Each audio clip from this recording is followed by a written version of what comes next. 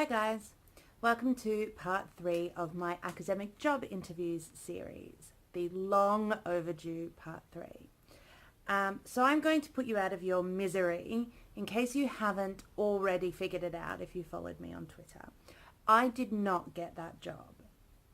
And I knew that I didn't get the job when I posted the first video.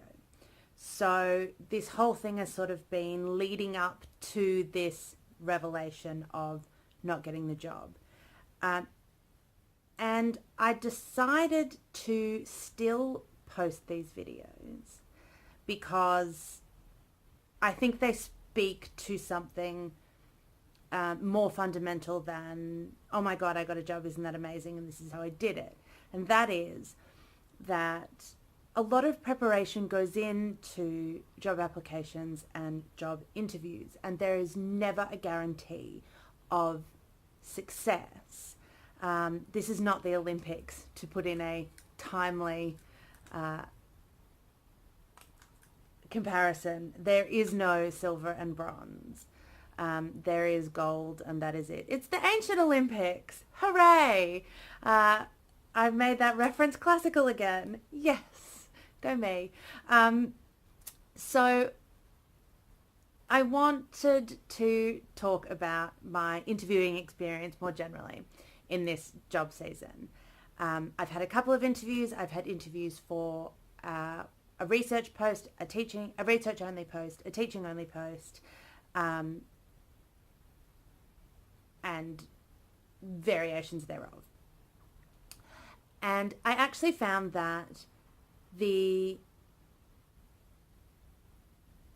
I expected in the teaching only interviews, one of them in particular focused a lot on research. There was no research as part of this job, but we discussed research a lot during the interview.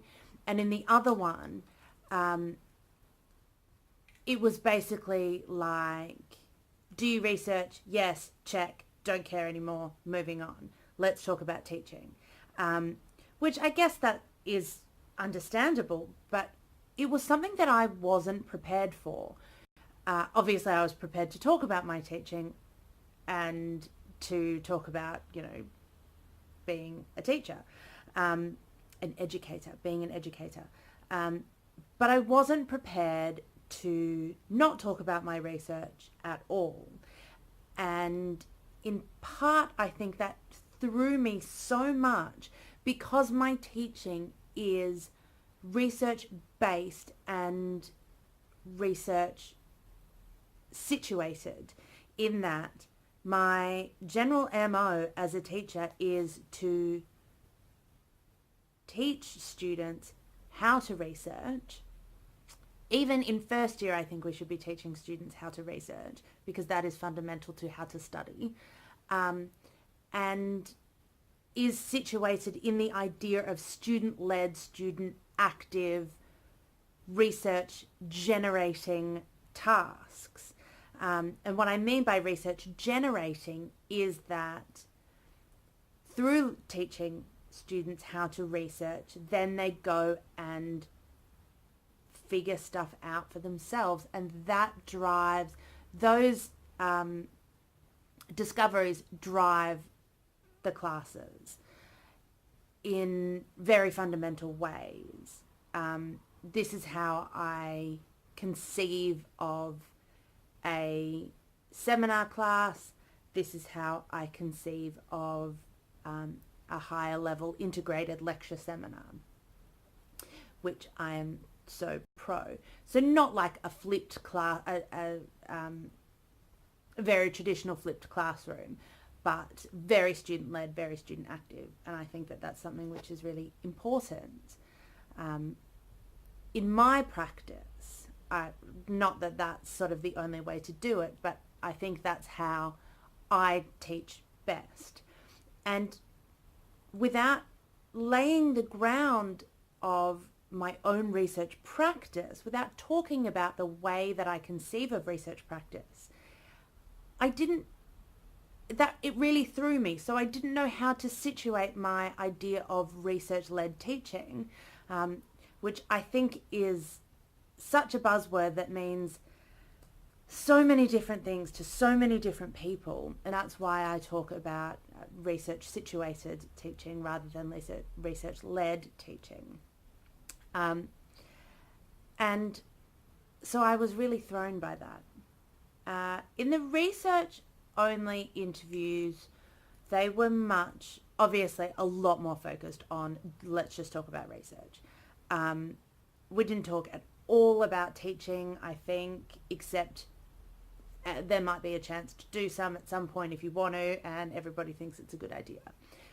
So that was a much more comfortable position to be in for a PhD who has been through a Viva and countless, conferences and talking about research, and that's what we do. We talk about our research because we're all inherently self-absorbed, research-crazed zombies of the academy, obviously.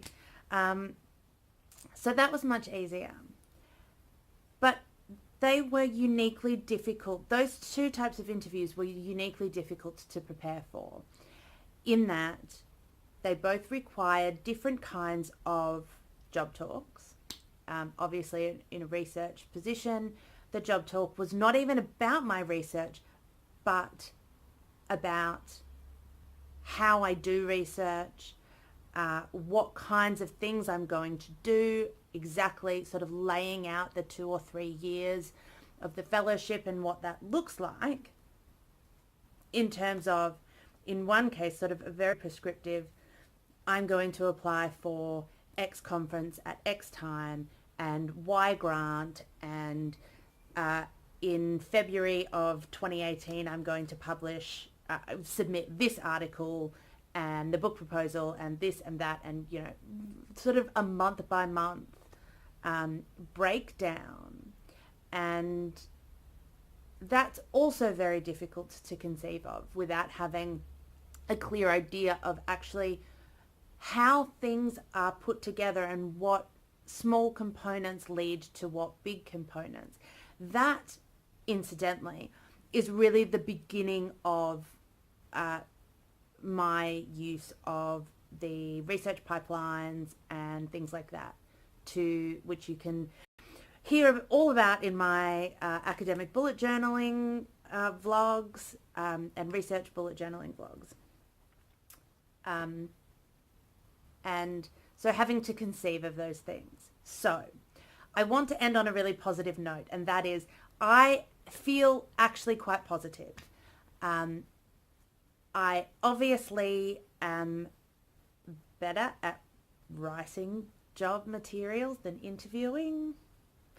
I think after several unsuccessful interviews, I think I have figured out actually in part where I've been going wrong.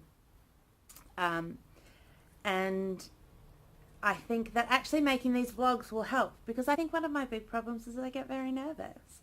And I also am very aware that I am a loud, enthusiastic Australian, and a lot of people tell me I'm a loud, enthusiastic Australian, and I gesticulate a lot, and I get very excited, and I talk very quickly, and I talk sometimes perhaps too long. So I can sort of see how, on the one hand, trying to very self-consciously rein myself in presents a very ungenuine view of who I am, but being over the top, which kind of is what happens to me when I get nervous. I get louder and more to try and compensate for all that nervous energy. So I need to learn to relax. So we'll see how that goes. But I feel confident that all the preparation that I've done this year, and everything that I've sort of achieved in the last year, will hopefully propel me forward. I don't know. I honestly can't say what the next step will be.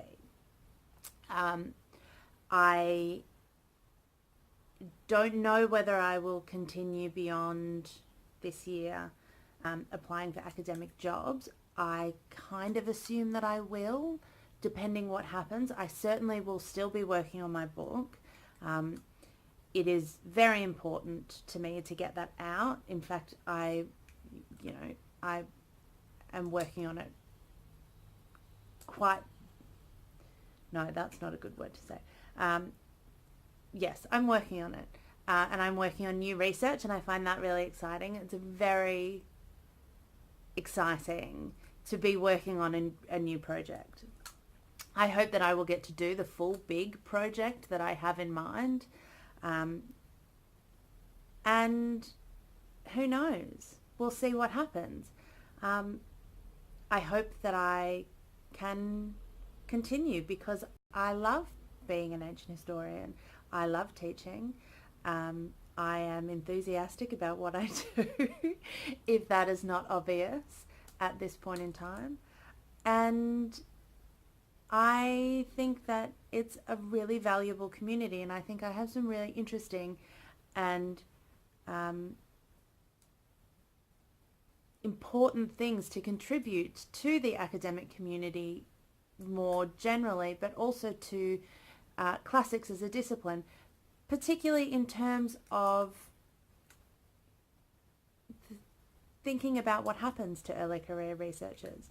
I have wanted to document all of this because I think it's very easy to feel very alone. I have felt very alone. I'm the only person going through this, but I'm not, and you're not. And I think we need to be more vocal about all of that. So I'm sorry if this wasn't the all singing, all dancing, celebration, pop the champagne conclusion to this series that you wanted. It certainly wasn't the conclusion that I necessarily wanted. But I think in the long run that, I'm really starting to feel like every job that I haven't got, there is a reason. My mum always says that everything happens for a reason, and sometimes you just have to believe that. So everything happens for a reason, and the right thing will come for me.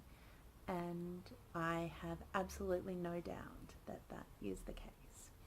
And I will see you next time.